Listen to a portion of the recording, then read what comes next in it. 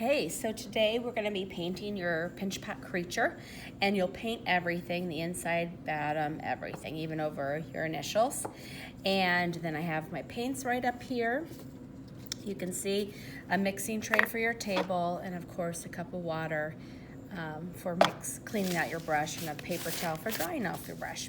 So when you're doing this, just one thing I want to point out before we even get started is if you make a mistake, which happens, you just let it dry, and then this is really quick drying paint, so you can always paint over it.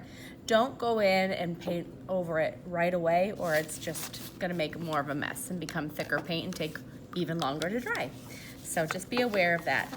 So I'm gonna get my water, my brush, kind of dry it off. I don't want a wet brush. And then I'm gonna kind of I'm gonna make kind of a lighter pink for the inside of the mouth. And when you're doing like a lighter color, you're always gonna use like a white as your base.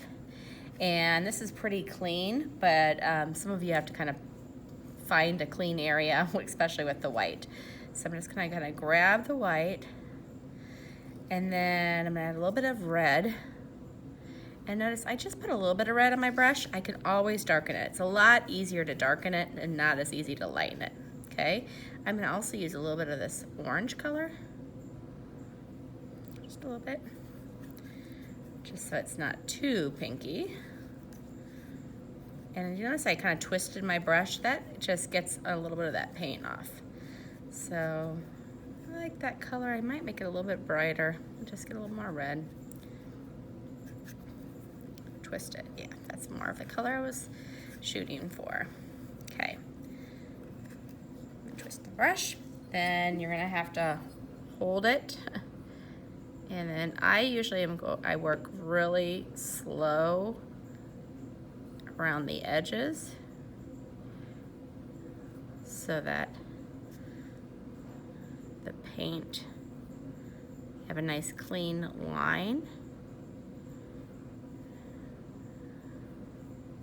Just kind of using that edge of the brush a little bit, and then paint that. Now some of that green is kind of showing through, and that's okay.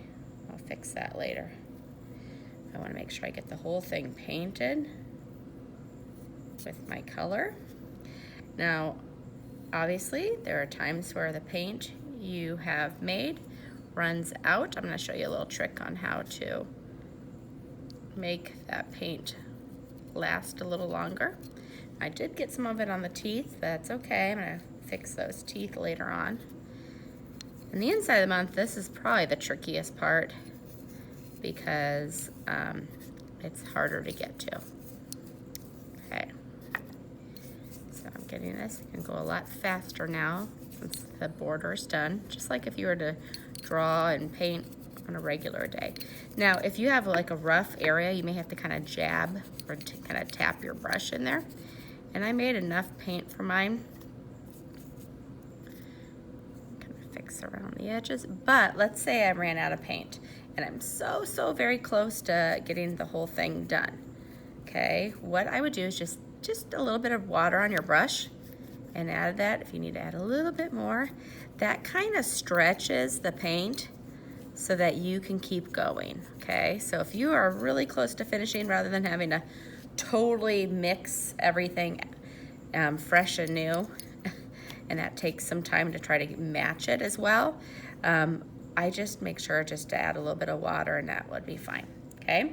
And then whenever you're switching a color, you need to go back to the water, rinse it, so you're swirling it, wiping it, swirling it, wiping it. Do this at least 3 times.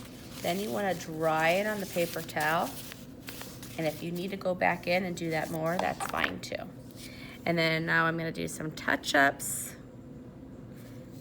Sorry. Some little touch-ups with the white. Now I will tell you with this project, if you want to leave the clay